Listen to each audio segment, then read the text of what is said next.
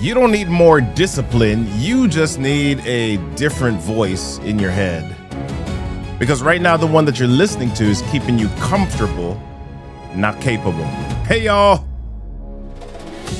Welcome to the MINDSHiFT Monday. Yeah, this is not about hype. It's actually about running your life. I'm Robert Kennedy III, RK3. That's me. And this month, we're diving into mindset. Today, we're talking about your inner coach. We're talking about self-talk. We're talking about the invisible coach that trains you every single day, whether you've hired it intentionally or not. Hey, y'all, listen. I'm so glad that y'all are here. Don, Kirk, Lewis, Danny, how you doing? Dr. Lorenda, how you doing? C. Marie B, how you doing? So glad that y'all are joining me on YouTube. My man, Chip, so glad you're joining me on Instagram. Love that y'all are here this morning. Yes, so glad that y'all are here. Yeah, if you want to know when we're going live, text live to 240-557-8679. If you want to join us for the after show, for the level up, head on over to MINDSHiFTMonday.com/Zoom at 8 a.m. or whenever we are finished this show. All right, y'all. Come on, let's keep going. Oh, last thing. Coming up, we're going to have a community rebrand called the Amplified Voice Community, the Amplified Voice HQ. So, yeah, we're going to be talking about that real soon. Let's jump into our show. You don't live at the level of your goals. You live at the level of the conversations that you repeat internally. Y'all ready to go? Let's do this thing. Come on.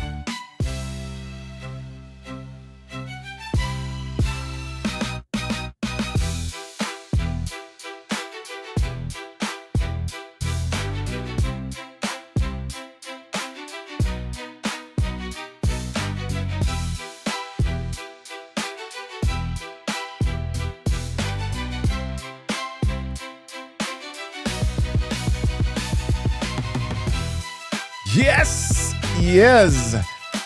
Happy Monday. It is Monday. Yeah, we've started a new month, y'all. And with a new month, we got a new topic. We got a new theme. We got some mindset. We're jumping into this. Yes. So here's a question that I want to start out with you for today. And y'all just jump in the comments for me and let me know what your thought is about this. Does your inner voice coach prepare you for growth or protect you from discomfort? Which happens more? Come on, be honest. Tell me in the chat. Does your inner voice coach prepare you more for growth or protect you from discomfort? Which happens a bit more? Yeah. Let's jump on in. This morning. Yeah. It's going to be a good day. I need to find something on my screen really quickly. Actually, while I'm doing that, let me just share with you this Amplified Voice HQ again, so you can check that out. This is what we've got coming up soon. We want to make sure that you are a part of our community. So look out for the Amplified Voice HQ, y'all. All right, y'all. All right. So everybody answering the question. I see you, Twyla Grigsby. So glad that you are here joining us this morning. Let's jump on into the show. All right. So there's this book by a guy named Shad Helmstetter called What to Say When You Talk to Yourself. Really neat book. What to Say When You Talk to Yourself. And he says in that book, there's a core truth that he says, you will become what you think about most. Your success or your failure in anything, large or small, will depend on your programming, what you accept from others, and what you say when you talk to yourself. Translation, your brain is programmable. Your brain is programmed, and most of us, I'm not just pointing at y'all, most of us are running default software that we didn't choose. Yeah. Most of us are running default software that we didn't choose. Self-talk, the voices that are in your head. And now some of you are thinking that I'm going to a mental health issue. No, all of us have voices in our head. All of us have a voice, at least, that we talk to and talks back to us regularly. Self-talk, the thoughts that you have, what you say to yourself is not just commentary, it's instruction. See, Marie says it depends on the voice you amplify. That's exactly where we're going, right? But that amplification is intentional. And truth is, more often than not, we are accidental. I know I am sometimes. I started another round yesterday of 75 hard. Yeah. For those of you who don't know what 75 hard is, it is a exercise and diet mental toughness challenge. So you've got to do, here are the requirements. You got to do 2 45-minute workouts daily, one of which must be outside. Second, you got to choose a diet and stick to that for 75 days. My diet is I'm doing no processed sugars and intermittent fasting, which means I'm doing 16-8. I don't eat until 10 a.m. And I must finish all my meals before 6 p.m. All right, so those are 2 things. Third thing is you got to read 10 pages of a nonfiction book, preferably something personal development, daily. And the purpose of that is mindset. Fourth thing, no alcohol. Fifth thing, no cheat days. Sixth thing, you got to take a progress picture daily. I think those are all of the different requirements. Yeah, I think those are it. Right? So here's what I know about me. When I'm at my best, I'm in community. I'm at my best when I'm in community. And so when I do things like this, I invite others to join me on the journey. Right? And so we've got this group now. There's a Facebook group that we created for the 75 Hard, and there are about 20 of us. But I had somewhere between 35 to 40 people inquire, syllable. Yeah, inquire. Right? I had about 35 to 40 people inquire. And there were quite a few people who said that they were considering doing this with me, but one piece made them pause. One piece of the requirements made them pause. And it was typically the working out outside piece, because where we are in Maryland and probably across the country in a lot of places, it's cold. I know some of you, Kendra, a few of you that are on here, some of you are from cold places. Some of you all are in Minnesota. Yes. Right? It was a working out piece outside that caused them pause. It's colder than normal. Right here where I am, it's in the 20s this week. It's in the 20s this week. Here's one of the reasons that I'm doing this exercise and this activity. I won't speak to anybody else's reasons to do it or not to do it. But here's my reason. I know how easy it is for me to get comfortable. I know how easy it is for me to get comfortable. And I wanted to create a space where I'm accountable for getting uncomfortable. I wanted to create a space where I'm accountable for getting uncomfortable, because that's where people get stuck. That's where people get stuck. They get stuck in their comfort zones, not because they're weak, but because they're convincing. We are really good at convincing ourselves to be comfortable. Come on, raise your hands if that's you. Come on, two hands, boom. We're really good at convincing ourselves to be comfortable. It's like a superpower. It's like a superpower for us. Imagine if we had the type of influence that we have in our own brains, the things that we convince ourselves of, the things that we are able to rationalize for ourselves. Imagine if we had that kind of influence in other areas of our lives. We would be unstoppable. Our self-talk is a superpower. It's a superpower. It really is. More often than not, your self-talk wins. If there's an area in your life that you're not satisfied with, your self-talk is winning. If there's an area in your life where you are rocking it, your self-talk is winning in that area. Right? Kendra says, comfort itself is convincing because it seems easy. Here's a trick. All too often, self-talk becomes rationalization. I'm just being realistic. I had a conversation with my business development director the other day, and we were doing some strategizing, and she was talking about what would be realistic. I said, oh my gosh, I don't like that word. Because for me, in my brain, realistic feels like, ooh, you're squeezing the dream. I'm not thinking big enough. That's what it does in my brain. But for a lot of people, I'm just being realistic.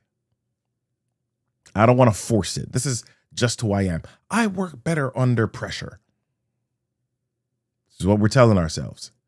I'll do it when the timing feels right. I'll do it when everything lines up. I'll do it when everything is in alignment. That's not intuition. That's comfort. Your comfort is negotiating with your potential.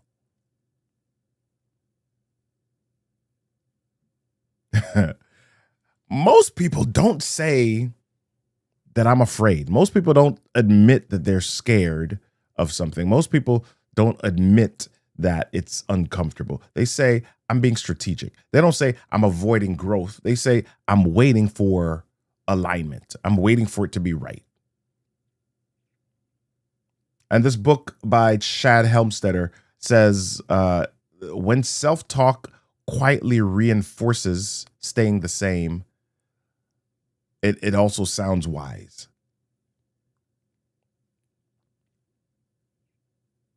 This weekend at my church, we did a leadership retreat, and there was an icebreaker. There was an activity that the facilitator did, which was awesome. It was like holding up a mirror to us. So she had this icebreaker where she started out by saying, okay, there's an envelope on your table, and in the envelope is a list of items. There are 30 items on the list.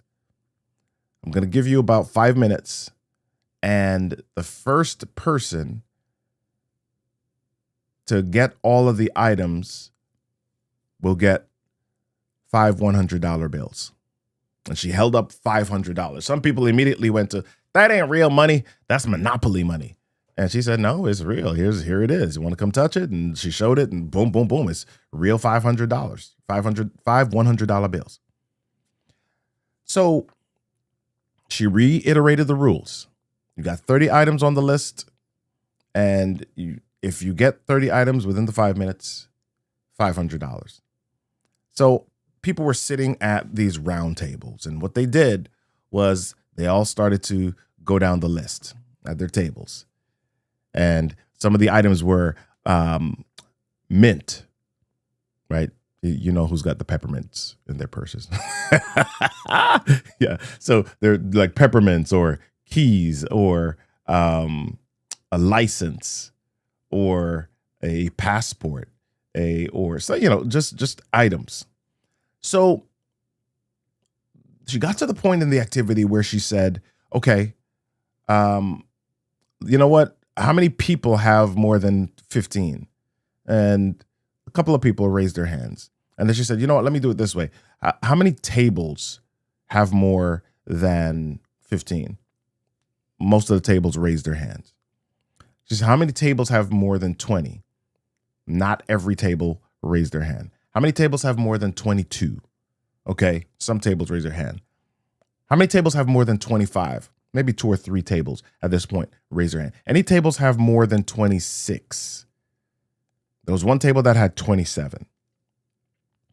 And so she then started to read down the items on the list. Item number 1, she said, okay, as I read this item, if you have this item, just raise your hand or hold the item up. She said, peppermint. Somebody held it up. Keys. Bunch of people held that up. License. Bunch of people held that up. Who's got a pen? Quite a few people held that up. Anybody got an iPad? few people held that up. Anybody got a notebook? A couple of people held that up. Anybody got a passport? One person held up a passport. And then she went through quite a few more items, and there were some of the items that only one person had. But then she went through the entirety, and as she got to number 30 and somebody held it up, she said, I want you to notice something. In this room, all 30 of the items are in the room. All 30 of the items are in the room. And if we decided that we were going to get out of our comfort zones and our tables and our spaces, we could have gotten all 30 of the items on one sheet of paper, and maybe y'all could have split the $500. Oh, listen, all the people in the room at that point, they said, oh my gosh, that's so good. They said, that's so good. Because they had been used to working a certain way. They'd convinced themselves that what they were doing, or the way that they were doing it, was the way to do it. It was the realistic way.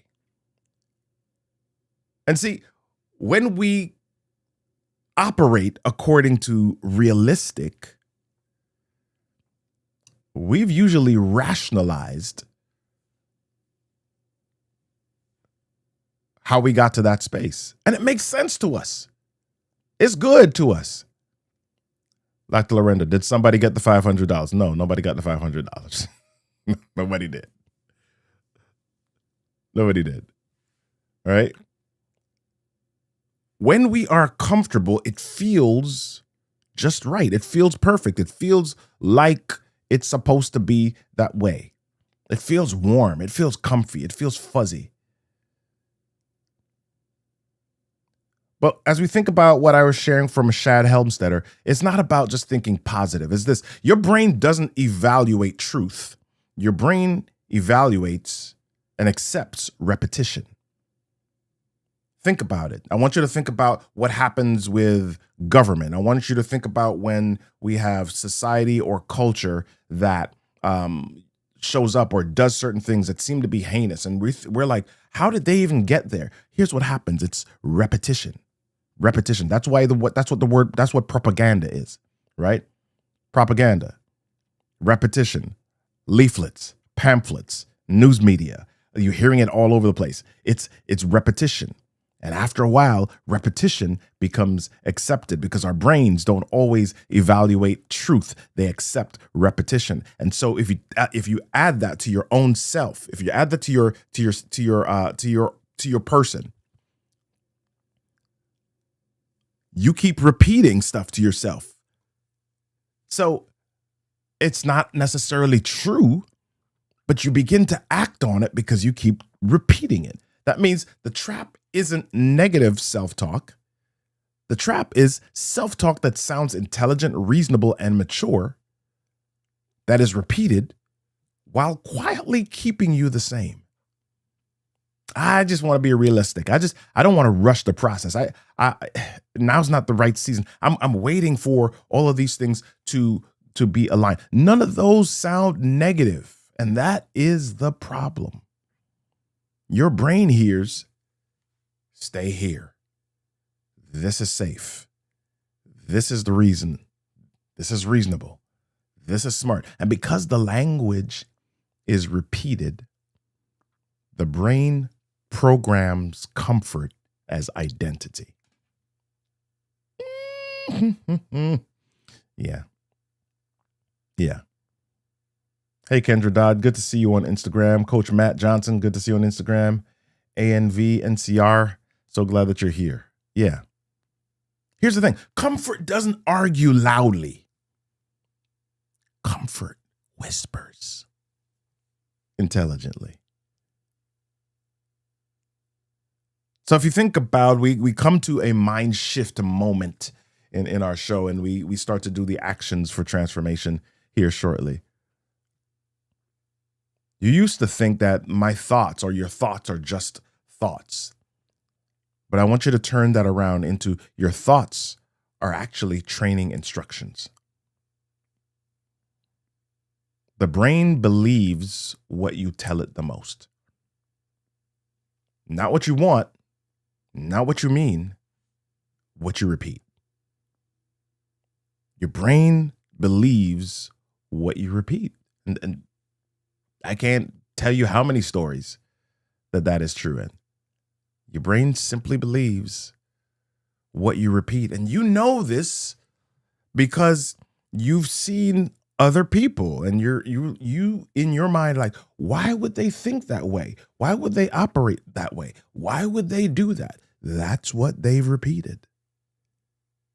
That's what you've repeated. That's what I've repeated. So let's move into these transformation actions, y'all.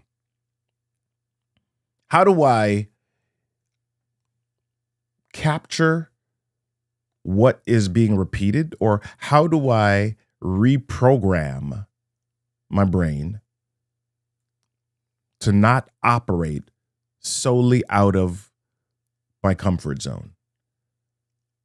How do I fire one inner coach and hire one that works for me? Step one, catch the script. I want you to take a day and just be intentional about that day. It could be today, it could be tomorrow, whenever it is. I recommend doing it today. For one day, I want you to notice and write down any recurring phrases. Anything that you hear yourself saying to yourself regularly or multiple times.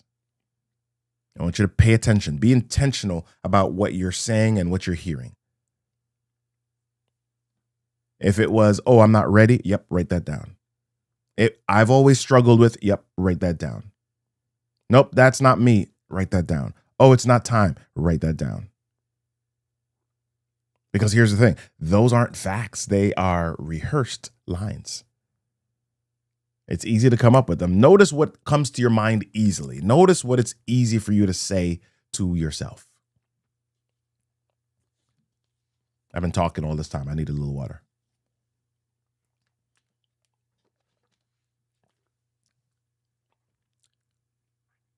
Catch the script. Number 2, rewrite like a coach and not a critic. Critics diagnose, coaches instruct. So if your brain says, I can't do this, replace that with, here's what I do next. Right? Notice we have taken that negative, that not, that can't, and turned it into, okay, this is what is. Here's what I do with that next.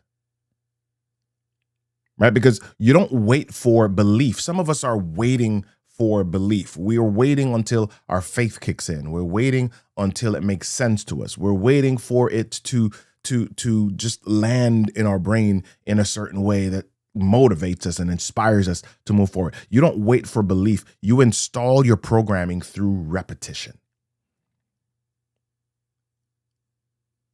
You want to speak positive. You want to be positive. Then you repeat that. You repeat that. Some people think I'm a little nutty sometimes because when they say hi to me or they say, how are you doing? They're like, oh my gosh, is nothing ever wrong in your life? You're just always so positive. And I say, listen, life is built to grow me. There are some things that are unexpected. And as I accept or as I go through those unexpected things, I'm looking for the lesson in it. There's beauty in every single day. Life is a cycle, right? People go through seasons in life, and everybody goes through seasons. Season 1, you're born. Season 2, you learn about life and these hormones course through your body and you realize you've got a little bit of freedom. Season 3, you've moved into that next phase of life where maybe you'll partner with somebody else to do life with, or you'll be working, you'll have a career, right? Season 4, you reach a place where you've been doing that for a little while, and now it's time for you to mentor people. Season 5, you're mentoring people, and you're in that stage where you're now exploring a different stage of life. Some may call it retirement. I don't want to use that word because I don't plan on retiring. That's just season 5. It's a new stage of life. Season 6, and there could be other numbers in between here. Season 6, you die. All of us. Some of us skip seasons, but all of us start with season 1 and end with season 6. Right? So in the middle of that, if I am thinking about the seasons, if I'm thinking about all of us how do I leverage and make the best of this season that I'm in, this right now? So I can't wait for belief. I can't wait for faith to kick in. I install that programming through repetition. And the more it's repeated, the more I believe it. The more I repeat it, the more the faith comes. All right, number three. And this is, we only got a minute and a half. This is the big one. Interrupt comfort. Interrupt comfort. When your self-talk justifies staying small, ask the question, does this thought expand me or does it protect me? Does it expand me or does it protect me? If it protects you, it's not the truth. It's fear in business casual. Ask that question. Am I protecting myself or am I expanding? Hey, y'all, we're getting close to the end here. We're going to be talking a little bit more about dominant self-talk patterns and how to replace them in the after show. All right. So make sure that you join me in the after show in just a little bit. Remember this, you don't rise to your full potential by accident, right? You don't rise to your full potential by accident. You rise to the level of the voice that you trust. As you head into this week, I want you to pay attention to the voice that you're listening to. That voice is training you either for growth or for comfort. Now, you don't need to silence it. You do need to retrain it because you don't rise by accident. You rise by changing the conversation that you repeat when no one else is listening. So this week, question the sentences that you've accepted as truth. Challenge the comfort that sounds reasonable and keep shifting your mindset so that you can shift your life. Don't forget to join us in the after show by heading on over to Zoom, MINDShiftMonday.com/Zoom, and be on the lookout for the brand new Amplified Voice HQ coming in 7 days. Hey, y'all, come on. Join us in the room, in the Zoom, MINDShiftMonday.com/Zoom for the after show, the level up. Let's get close. Don't forget, change your thoughts, change your story, change your world. Peace, family. Bam. That's why gang, bot dang down for the money. That's why gang.